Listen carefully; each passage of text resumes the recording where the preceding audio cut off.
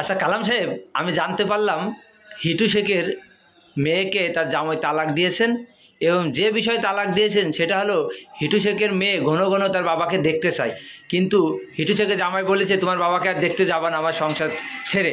বলছে না, আমার বাবাকে আমি দেখতে যাব। এই বিষয় নিয়েই মূলত হিটু শেখের মেয়েকে আসলে তালাক দিয়েছে তার জামাই। তা আপনি আসলে এই বিষয়ে কি বলছেন? ইস, এটা ভারী অন্যায়। যে ইটু শেখ যে অন্যায় করেছে এটা খুবই অপরাধের ব্যাপার।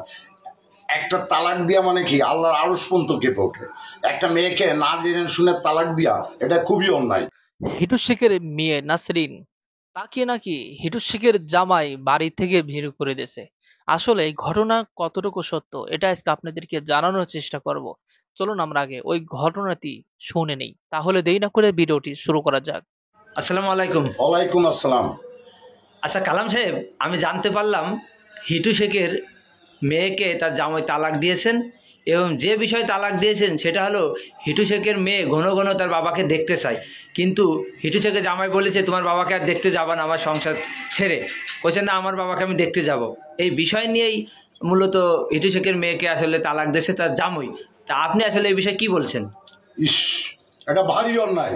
যে ইটু শেখ যে অন্যায় করেছে এটা খুবই অপরাধের ব্যাপার। একটা তালাক দিয়া মানে কি আল্লাহর আরশ পর্যন্ত কেঁপে ওঠে। একটা মেয়েকে না জেনে শুনে তালাক দিয়া এটা খুবই অন্যায়।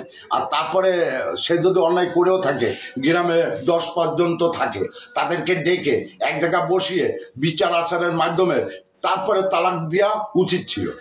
আচ্ছা, আমরা সবাই জানি যে হিটু শেখের জামাই একজন ভালো মানুষ, তা হঠাৎ করে এরকম অমানুষ হয়ে গেল কেন? অমানুষ হয়ে গেল কেন এই বিষয়টা আমি বলতে পারবো না। তবু আমি চিন্তা করি তার জামাই অন্যায় করেছে। মেয়ে বাবাকে জেলখানায় দেখতে যেতেই পারে, তাই বলে মেয়েকে আসতে নিষেধ করা এটাও একটা অপরাধ। কেন যে আমার বাবাও যদি জেলে থাকতো তাহলে তো আমিও দেখতে যেতাম, তাই না? হ্যাঁ হ্যাঁ। তাহলে তার মেয়ে জেলে দেখা করতে গিয়েছে বাবার সঙ্গে, সেই বাবা তো মেয়েকে তাড়িয়ে দিতে পারে না। আচ্ছা, আমি আরেকটা বিষয় জানলাম যে হিটু শেখের মা ওই সে নাতির কাছে রয়েছে, এবং হিটু শেখের মেয়ে ওর দাদিকে তার বাড়ি উঠেছে বলে জামাই আরও খেপে গেছে যে প্রতিদিন বসে বসে ভাত খাই। এই বিষয়ে সে আরও খেপে গেছিল। একটা কথা কি, রুজির মালিক আল্লাহ, ওই জামাই ভাত দেওয়ার মালিক না, ভাত দেয় কে? আল্লাহ দেয়। আর সে আসলে বিয়াদবি করেছে। আর একজন মানুষ কয়টা খাবার খেতে পারে? এক মুঠো ভাতই তো খাবে। তার জন্য বাড়িতে আসার জন্য তাকে নিষেধ করবে, এটাও একটা অপরাধ। আচ্ছা, আমি মূলত এই যে যে কথাগুলো আসলে জানতে পেরেছি, এটা আসলে একটা ফেসবুকে একটা নিউজে আমি আসলে জানতে পারি, সেই বিষয়ে আপনার সাথে আমি আসলে জিজ্ঞাসা করছি। কারণ শেষমেশ এই যে যে হিটু শেখের জামাই এই যে তার মেয়েকে যে ডিভোর্স দিল, এখন আপনি জনগণের উদ্দেশ্যে কি বলছেন? জনগণের উদ্দেশ্যে আমি বলতে চাই যে ভাই, গ্রামের 10 পাঁচজন থাকে, সবাইকে এক জায়গায় নিয়ে বসে একটা মেয়েকে তালাক দেওয়া ভালো। মেয়েটা যদি অপরাধ না করে তাহলে সেই মেয়েকে তালাক দেওয়া উচিত না।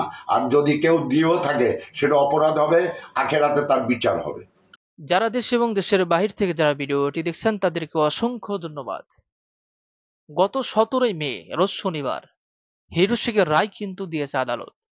তাদের তিনজনকে, 4 জনের মধ্যে 3জনকে খালাস দিয়েছে, তার 2 ছেলে এবং তার স্ত্রী।